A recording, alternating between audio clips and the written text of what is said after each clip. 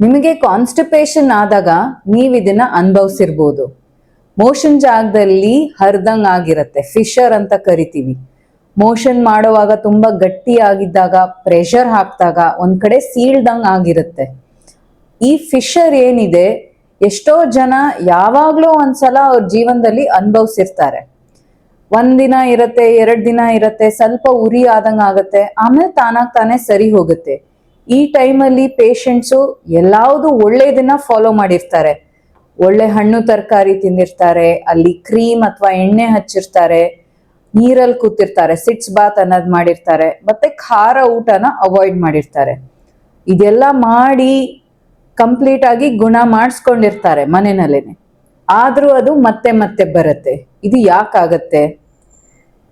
ನೀವ್ ಏನ್ ತಪ್ಪು ಮಾಡ್ತಾ ಇದ್ದೀರಾ? ಸೊ ಈ ತರ ಫಿಶರ್ ಆಗಕ್ಕೆ ಕಾರಣ ಏನು ಅನ್ನೋದು ನೀವು ತಿಳ್ಕೋಬೇಕು. ಸೊ ಅಲ್ಲಿ ಹರಿಬೇಕು ಅಂತ ಅಂದ್ರೆ ಅಲ್ಲಿ ಅಷ್ಟು ಪ್ರೆಷರ್ ಬಿಲ್ಡ್ ಆಗಿದೆ.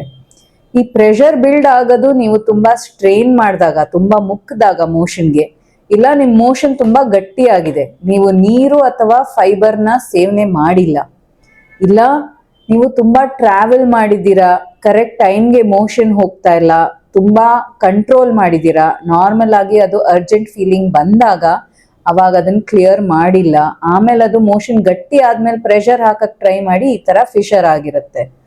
ಸೊ ಒಂದು ಜ್ಞಾಪಕ ಇಟ್ಕೊಳ್ಳಿ, ಯಾವುದೇ ಕಾರಣಕ್ಕೆ ಅದು ಫಿಶರ್ ಫಸ್ಟ್ ಬಂದಿದ್ರು ಆ ಜಾಗ ಒಂದು ವೀಕ್ ಪಾಯಿಂಟ್ ಆಗುತ್ತೆ. ಅದು ಚೆನ್ನಾಗಿ ಹೀಲ್ ಆಗಿದ್ರೂ ಕೂಡ ಅದು ಯಾವಾಗ್ಲೂ ಒಂದು ವೀಕ್ ಪಾಯಿಂಟ್ ತರಾನೇ ಇರುತ್ತೆ. ಸೊ ಅದ್ರ ಮೇಲೆ ನೆಕ್ಸ್ಟ್ ಟೈಮ್ ಅದು ಇನ್ನ ಬೇಗ ಹರಿಯುತ್ತೆ. ಸೊ ತುಂಬಾ ಮುಖ್ಯವಾಗಿ ಮೋಷನ್ಗೆ ಪ್ರೆಷರ್ ಹಾಕದೇ ಇರೋ ಹಂಗೆ ನೋಡ್ಕೋಬೇಕು. ಮತ್ತೆ ತುಂಬಾ ಹೊತ್ತು ಒಂದೇ ಜಾಗದಲ್ಲಿ ಕೂತಿರೋದು, ಎಸ್ಪೆಷಲಿ ಟಾಯ್ಲೆಟ್ ಮೇಲೆ ಫೋನ್ ನೋಡ್ಕೊಂಡು ಅಥವಾ ನ್ಯೂಸ್ ಪೇಪರ್ ನೋಡ್ಕೊಂಡು 20 ನಿಮಿಷ, ಅರ್ಧ ಗಂಟೆ ಕೂತೇ ಇರೋದು, ಒಂದೇ ಜಾಗದಲ್ಲಿ ಕೂತ್ಕೊಂಡು ಕೆಲಸ ಮಾಡೋದು, ನೀರ್ ಕಡಿಮೆ ಮಾಡೋದು, ಇದು ಎಲ್ಲಾದ್ರಿಂದಾನು ಆ ಫಿಶರ್ ಮತ್ತೆ ಓಪನ್ ಆಗೋ ರಿಸ್ಕ್ ಇರುತ್ತೆ. ಸೊ ಫಸ್ಟ್ ಒಂದ್ಸಲ ಕಂಪ್ಲೀಟ್ ಕ್ಲೋಸ್ ಆಗತ್ತೆ, ಸೆಕೆಂಡ್ ಟೈಮ್ ಕೂಡ ಆಗ್ಬೋದು. ಬಟ್ ಪ್ರತಿ ಸಲ ಈ ತರ ಫಿಶರ್ ಆಗ್ತಾ ಇದ್ರೆ ಅಲ್ಲಿ ಇನ್ಫೆಕ್ಷನ್ ಆಗಿ ಮುಂದೆ ಹೋಗಿ ಅಲ್ಲಿ ಆಪ್ಸೆಸ್ ಅಥವಾ ಕ್ಯೂ ಆಗೋ ಚಾನ್ಸ್ ಇರುತ್ತೆ. ಅವಾಗ ನಾವು ಬರೀ ಮೆಡಿಸಿನ್ ಅಲ್ಲಿ ಅದನ್ನ ಗುಣ ಮಾಡಕ್ಕೆ ಆಗಲ್ಲ, ಆಪರೇಷನ್ನೇ ಮಾಡ್ಬೇಕಾಗ್ಬೋದು. ಸೊ ನಿಮ್ಗೆ ಫಿಶರ್ ಪ್ರಾಬ್ಲಮ್ ಇದ್ರೆ ಫಸ್ಟ್ ಒಂದ್ಸಲ ಡಾಕ್ಟರ್ ಹತ್ರ ತೋರಿಸ್ಕೊಂಡು ಸರಿಯಾಗಿ ಚಿಕಿತ್ಸೆ ಮಾಡಿಸ್ಕೊಡಿ. ಅದನ್ನ ಹೇಗೆ ತಡೆಯೋದು ಅನ್ನೋದನ್ನ ಕರೆಕ್ಟ್ ಆಗಿ ಫಾಲೋ ಮಾಡಿ. ಇದರಿಂದ ನಿಮ್ಗೆ ಫಿಶರ್ ಇಂದ ಮತ್ತೆ ಪ್ರಾಬ್ಲಮ್ ಬರೋದಿಲ್ಲ.